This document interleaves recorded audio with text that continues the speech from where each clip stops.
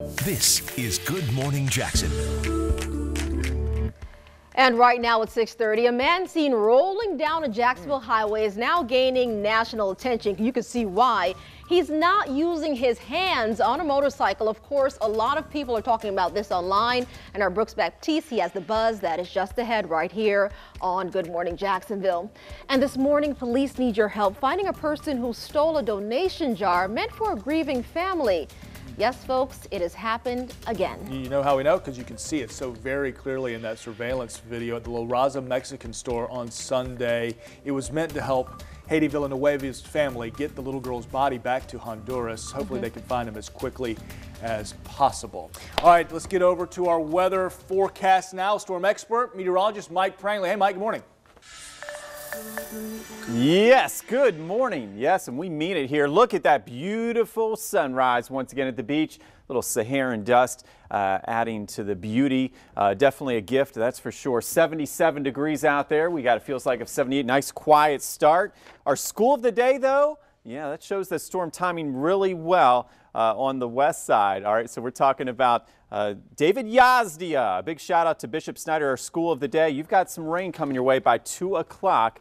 So be safe, kids, getting out of school and heading home after that final bell. In Georgia, there's a little change in that storm timing. We've got a cold front that's coming from north to south. So it looks like this morning you have a little extra lift. You could have a few showers in the area. That includes Ware County, back into Waycross, Folkestone, Charlton County. So notice the rain timing here, mainly between about 8 and noon. And as we go into Brunswick, yeah, beautiful start with some sunrise delight. But notice by 10 a.m. you could see a shower in the area. It should be dry, though, by 2 p.m. And rain amounts in Georgia look light, but much heavier in Florida. We'll take a look at why and why there could even be a severe weather risk. Now let's get to Katie Jeffries, ViStar Credit Union Traffic Center.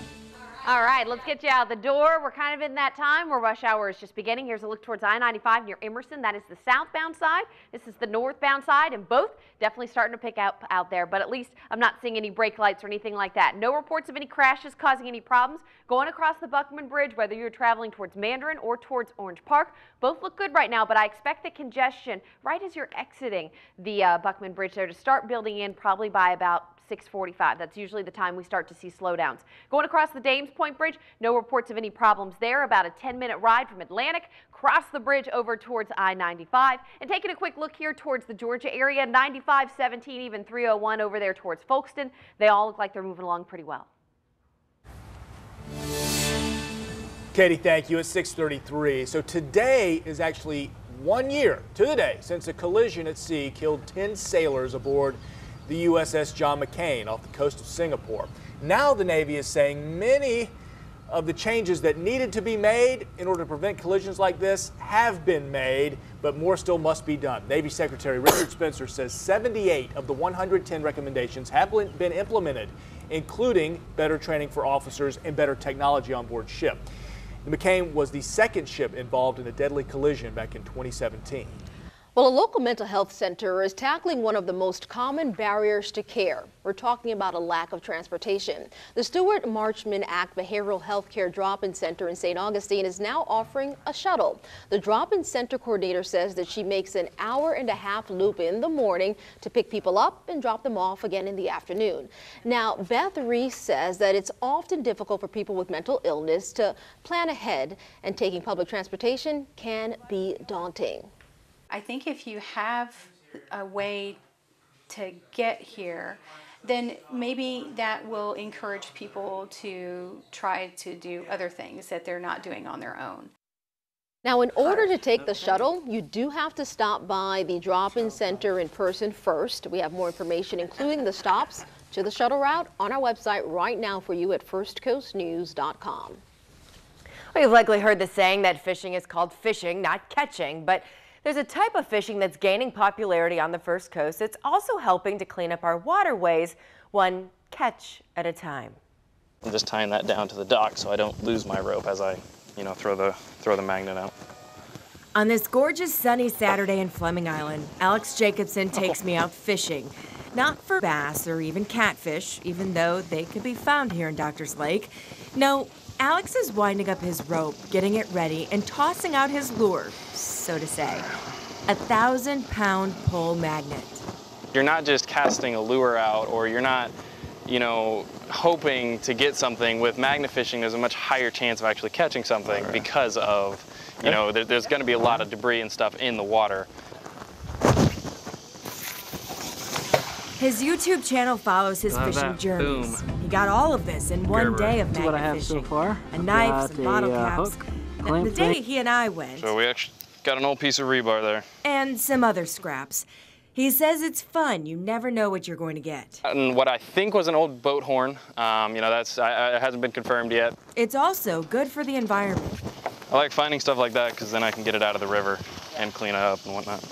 And it's good for the people who use the water too. By pulling all this stuff out and throwing it out or disposing of it properly, you're cleaning it up and you're making it a safer and better place for the animals as well as for people that might be out here. So if you're more interested in catching than fishing, maybe invest in a magnet and rope instead of a new rod and reel. So I have to admit, when you first mentioned you're doing a story about magnet fishing, I'm like, what in the world is that? But it's so cool. It is really cool. It's pretty easy. Again, just get these off of Amazon. They're like 20-something bucks, and you can get the rope basically anywhere. My boys go out and do this all the time. And it pulls pretty good, and you can feel it when something catches on there. And that's what Alex was saying. You could feel it, and you pull it up, cleaning out the waterways. You want to kind of drag it on the bottom. So that have y'all found anything like crazy yet? Anything sinister that we should know about? Ooh, I'm interested. Wouldn't that be cool? Man. I know. We've just found some nuts and bolts. Alex found a knife, as you saw in the story, a pocket knife, which is kind of cool. But I'm hoping for something like really neat. Yeah. Like, I don't know, like a weapon that's linked back to a murder from cold some case, long and time then you ago. and Katie Wouldn't get that together, be cool? solve the Flip cold me out. case. Oh my Yeah. We'll see. I'll let you know if we find anything cool, though. Just nuts and bolts. Nuts Still and bolts. helping the water. Thank you so much, Lindsay. All right, folks, it's now 37 minutes past the hour on this Wednesday morning, and coming up right here on GMJ, the latest poll numbers in the Florida governor's race. Early voting is happening right now, but the final date to select a candidate is quickly approaching. And here's a quick look at what's coming up tonight on ABC 25. The Goldbergs is at 8, The American Housewife, that's at 8:30. The 2-hour premiere of The Story of the Royals, that's at 9. And be sure to stay up for your late local headlines with Heather and Anthony. That's First Coast News at 11. We watching. Yeah. I never sleep. Stay up with it.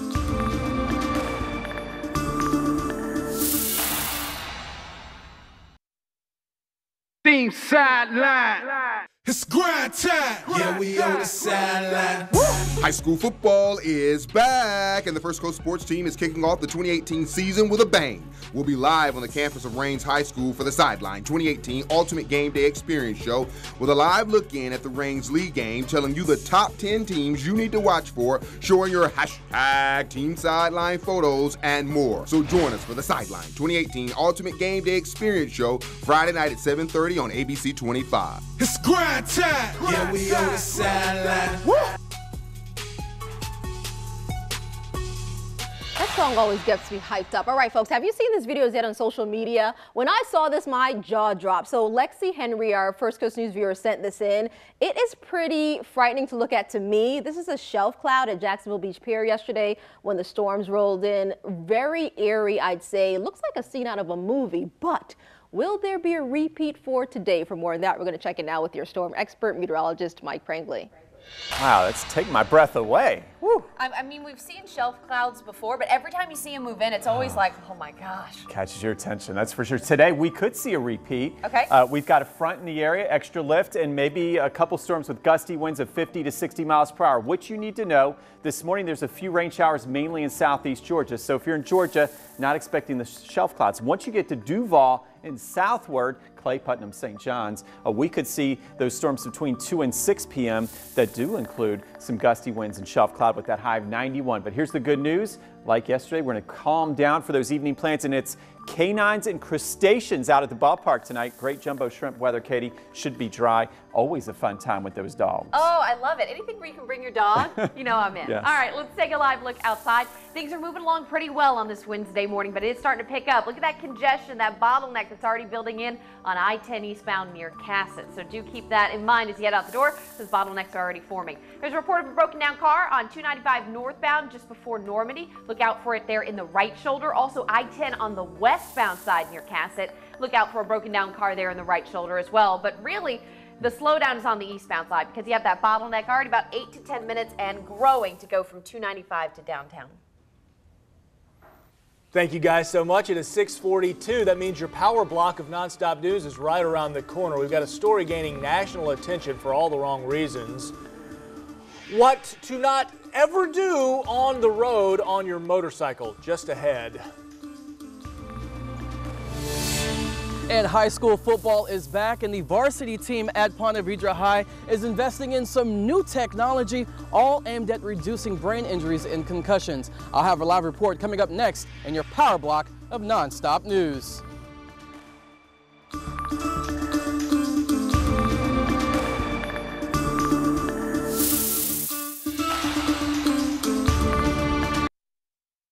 It's time now for your power block of nonstop news. And we begin your power block with a political debate sparked by the murder of an Iowa college student, Molly Tibbetts. The 20-year-old's body was found Tuesday. Christian Rivera is in custody. He's charged with first-degree murder after video linked him to that crime. Rivera is an undocumented immigrant from Mexico, and President Trump and other Republican leaders, they're calling it an example of America's troubled immigration system. And here in Florida, Governor Rick Scott is hoping to redirect $58 million for school security. Now, this funding would be used to partner with local law enforcement and hire additional school officers. So far, it's just an idea.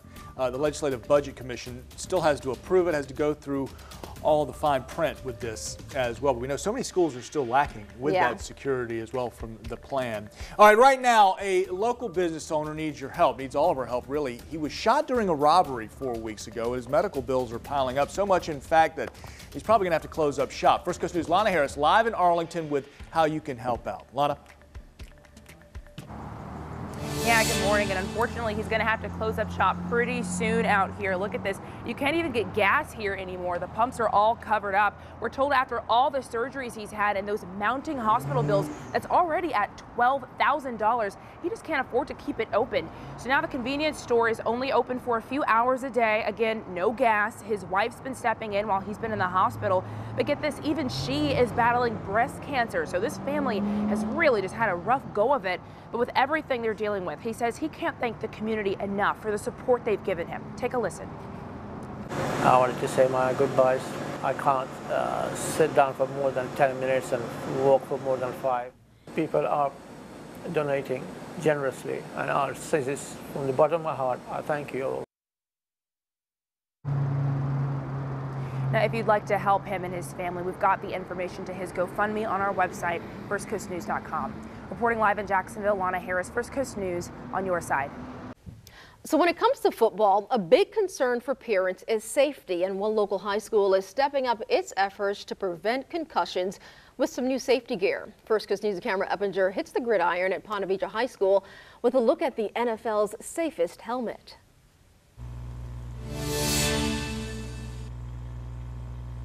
Keitha, good morning. You know, what's so special about these new helmets is that they're designed to absorb more impact than any other helmet out there on the market, so they're easily considered to be a game changer. Now, take a look. Now, these helmets were created by a startup company in Seattle, and they're called Vices. The new 01 helmet is designed by both engineers and neurosurgeons in an effort to reduce brain injuries.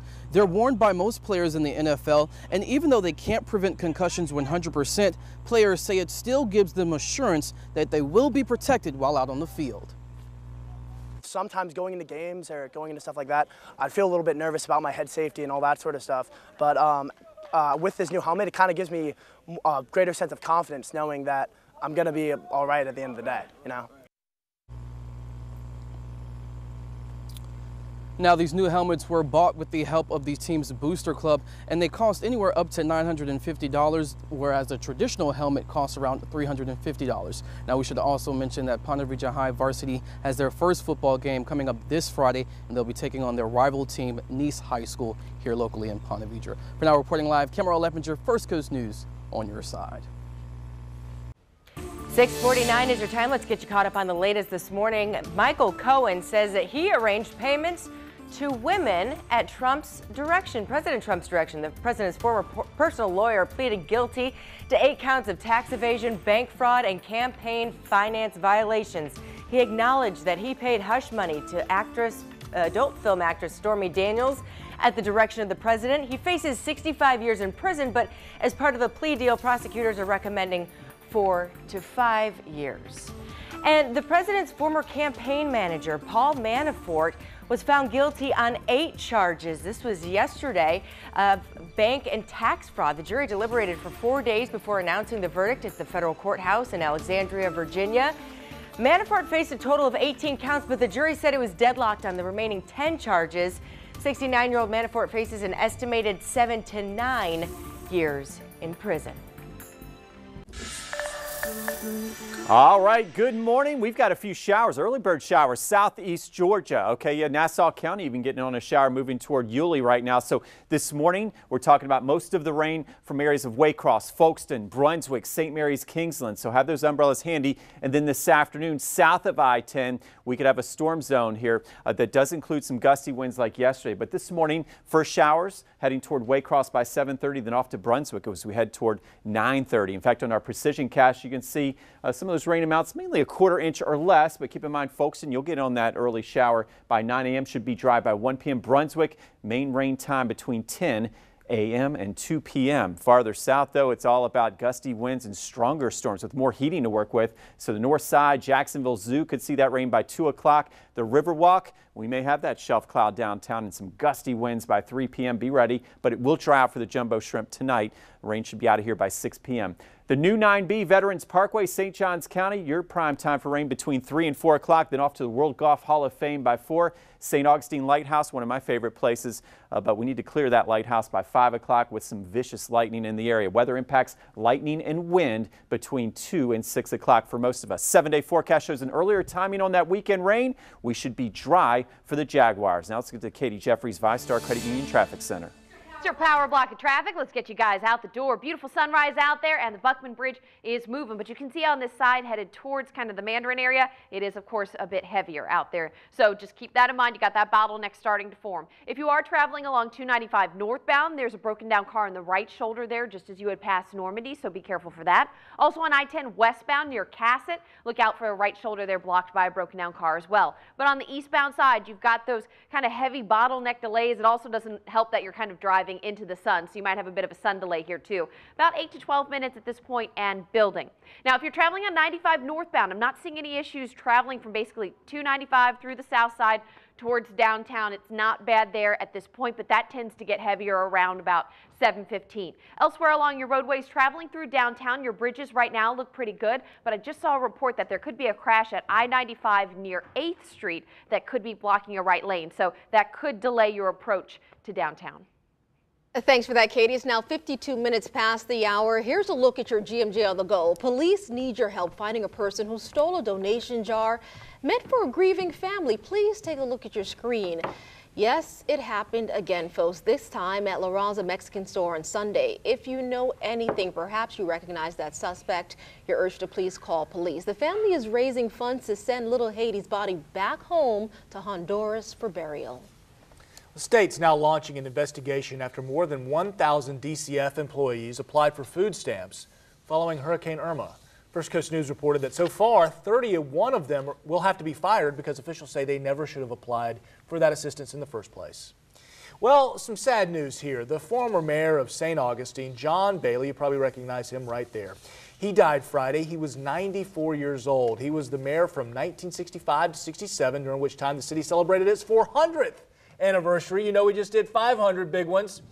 He is survived by his children and his wife as well. Well, we are less than a week away from the Florida primary, and a new poll shows that among the Democrats, things are getting really close.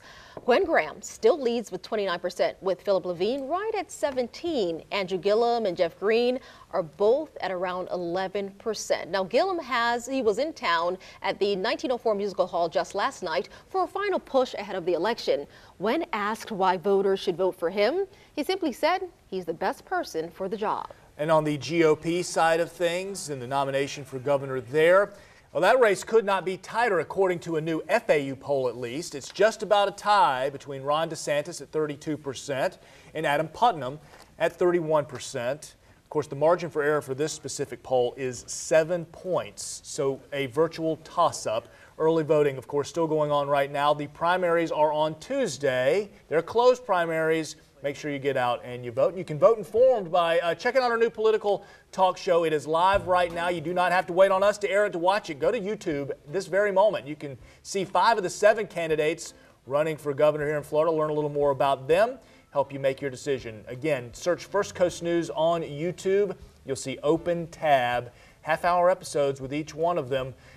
Again, the primary, August 28th. So the nationwide search is now on for the next American Idol. The Idol bus will be in Orlando on Saturday for auditions. It's going to be at the ESPN Wide World of Sports Complex. Remember, you have to be at least 15 years old to audition. Our Brooks Baptiste, he is going to be there at the auditions. He's not auditioning, sorry, folks. He's just covering it. Talk him into it. All right, so tune into GMJ Saturday for a look at that. Hey, Brooks. You can hit the high note. Hey, great morning, everybody. All right, I have something for you. Kids, please don't try this at home. And if you're a parent, don't ever try anything like this on the road. There was a man that was seen riding a motorcycle, and he was on the interstate right here in Jacksonville with his hands on the handlebars, with his feet on the handlebars. And a woman by the name of Rashan Glessman says she was riding south on I-95 over near the JTB area when she spotted him. At one point, he kind of hopped up on the bike and, you know, got something out of the bag or something, and then he just laid right back down and sped up. Who does this? All right, now JSO tells us it's certainly a traffic violation, but here's the buzz. They can't enforce it unless a person is actually caught by the cop themselves. So that didn't stop people from chiming in online. Let's get to these comments. One person says he is attention seeking and this is irresponsible. If you want attention, get it elsewhere where you are not putting your life or other people's lives in danger. Then you have Jerry. He's a little more laid back. He says, whatever happened to live and let live? Why does everyone get so uptight about what others do? It's his choice. Relax. Stop trying to save the world already. Jerry, no, I don't know if that's how it works. All right, guys, I have no words for this, so I'm going to just send it back to you. Unbelievable. The problem is he's putting other people's lives in danger. Get out of here. Exactly. And boy, let's get right to that 7-day forecast. I'm thinking about a nice dry start for Duval, St. John's, Clay, and Putnam, but be careful. Some shelf clouds coming through the area, maybe some gusty winds between 2 and 6 o'clock. Florida 511 reporting a crash. You can kind of see it's behind that tree on 95 southbound near A Street. It looks like it could be blocking at least 1 lane, maybe 2. So expect delays heading into downtown. All right, folks, we're so glad you joined us on a hump day. We're sliding downhill to the weekend. Make it a great one.